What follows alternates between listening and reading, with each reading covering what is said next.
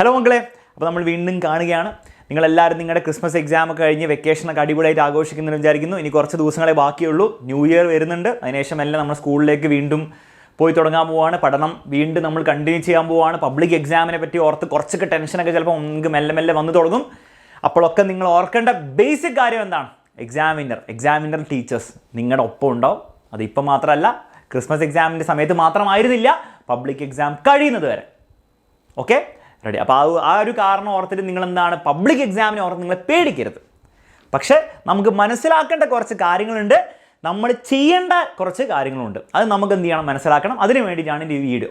അപ്പോൾ ഈ ഒരു വീഡിയോയിൽ എന്തുകൊണ്ട് ക്രിസ്മസ് എക്സാം നിങ്ങൾക്ക് നന്നായിട്ട് എഴുതാൻ പറ്റിയെങ്കിൽ പോലും അതുകൊണ്ട് പ്രത്യേകിച്ച് വലിയ കാര്യമില്ല എന്നുള്ള കാര്യം ഞാൻ പറയാൻ പോവാണ്. അപ്പോൾ നിങ്ങളെല്ലാവരും ആലോചിക്കുക, സാർ ഇതിപ്പോൾ ഉള്ള കോൺഫിഡൻസും കൂടി സാർ കളയാണല്ലോ, എങ്ങനെയൊക്കെയോ ആണ് ക്രിസ്മസ് എക്സാമിന് പഠിച്ചിട്ട് അത് എഴുതി വെച്ചത്. ഇപ്പോൾ സാറ് പറയാം അത് എഴുതിയിട്ടൊരു കാര്യമില്ല, അതിന് മാർക്ക് കിട്ടിയിട്ടും കാര്യമില്ല.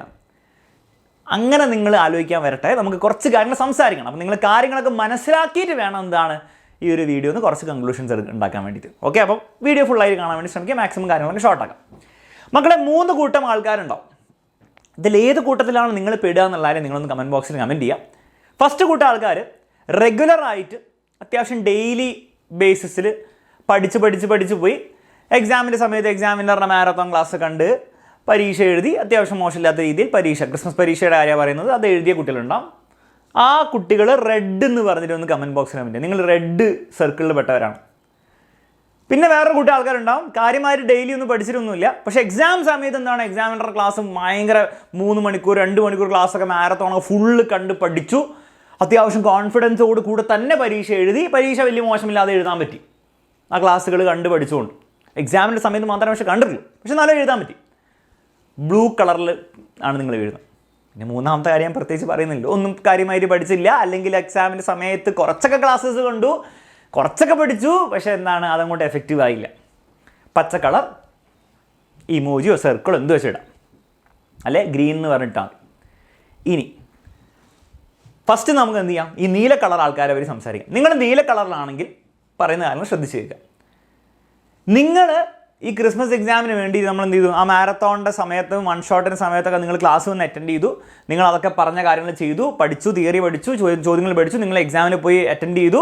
എക്സാമിൽ ചിലപ്പോൾ നിങ്ങൾക്ക് അതിന് ചോദ്യങ്ങൾ ഉത്തരം കൊടുക്കാൻ പറ്റിയിട്ടുണ്ടാവും. പക്ഷേ നിങ്ങൾ ആലോചിക്കേണ്ട കാര്യം, ആ എക്സാമിൽ ചോദിച്ച ചോദ്യങ്ങളൊക്കെ ഇപ്പം നിങ്ങളോട് ഞാൻ ചോദിക്കുകയാണെങ്കിൽ നിങ്ങൾക്ക് ഉത്തരം പറയാൻ പറ്റുമോ? 90% അല്ലെ 95% കുട്ടികളും നിങ്ങൾ ഇങ്ങനെയാണ് പഠിച്ചതെങ്കിൽ, എക്സാമിൻ്റെ സമയത്ത് മാത്രമാണ് പഠിച്ചതെങ്കിൽ നിങ്ങൾക്ക് അതിന് ഉത്തരം പറയാൻ പറ്റില്ല. അപ്പോൾ അതിൻ്റെ അർത്ഥം എന്താണ്? ആ പഠനം ക്രിസ്മസ് എക്സാമിൽ നിങ്ങളെ സഹായിച്ചു, പക്ഷെ അത് പബ്ലിക് എക്സാമിൽ നിങ്ങളെ വലിയ രീതിയിൽ സഹായിക്കാൻ പോകുന്നില്ല. കാരണം നിങ്ങൾ ഓൾറെഡി മറന്നു പഠിച്ച കാര്യങ്ങൾ.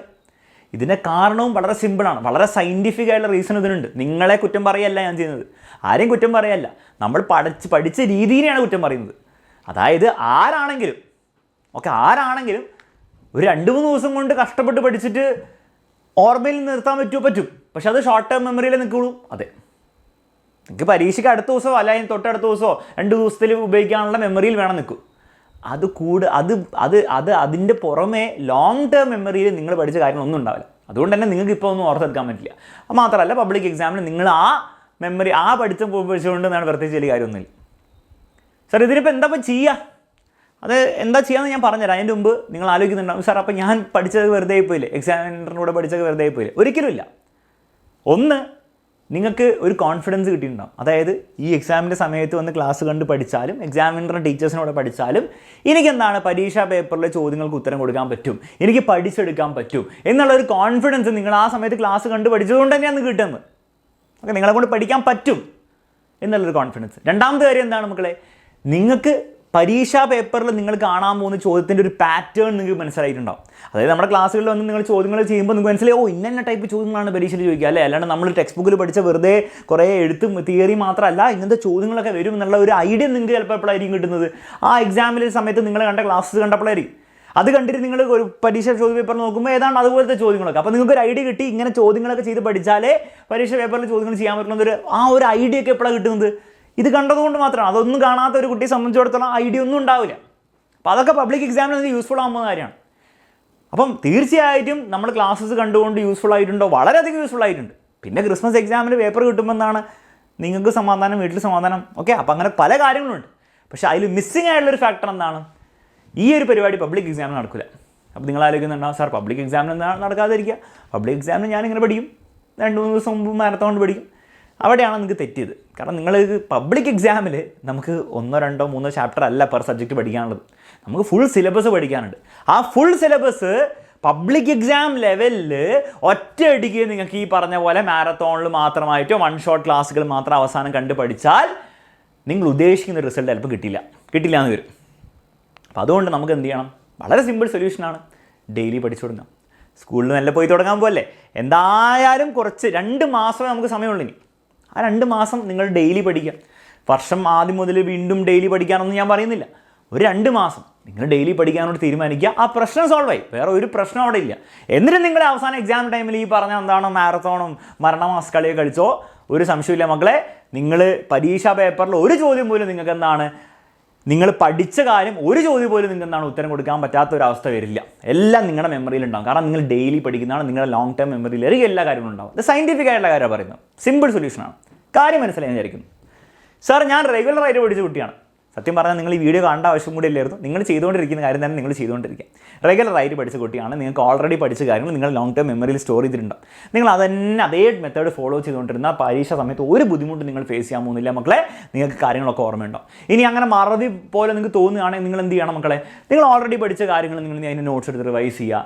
ഓക്കെ, അങ്ങനത്തെ കാര്യങ്ങളൊക്കെ ചെയ്യുക. ഇനി എങ്ങനെ റിവൈസ് ചെയ്യണം, എങ്ങനെ പഠിക്കണം എന്നുള്ള വീഡിയോസൊക്കെ നമ്മൾ ചെയ്തിട്ടുണ്ട്. അതിന് വളരെ സയൻറ്റിഫിക് ആയിട്ടുള്ള മെത്തേഡ്സ് ഉണ്ട്. അത് നിങ്ങൾ കാണാത്തവരാണെങ്കിൽ താഴെ ഞാൻ കൊടുത്തിട്ടുണ്ട് ഡിസ്ക്രിപ്ഷനിൽ, അത് എന്തായാലും കാണാം. അപ്പോൾ അതിൽ കുറച്ച് സ്പെസിഫിക് ആയിട്ടുള്ള ടെക്നിക്ക്, ഇങ്ങനെ ചെയ്താൽ ഇത്രയും നിങ്ങൾക്ക് എന്താണ് മെമ്മറിയിൽ സ്റ്റോർ ചെയ്യാൻ പറ്റുന്ന കാര്യങ്ങളൊക്കെ അതിൽ പറയുന്നുണ്ട്. എങ്ങനെ റിവൈസ് ചെയ്യണം എന്നുള്ള ടെക്നിക്സ് പലതും പറയുന്നുണ്ട്. അതൊന്ന് കണ്ടു നോക്കാം.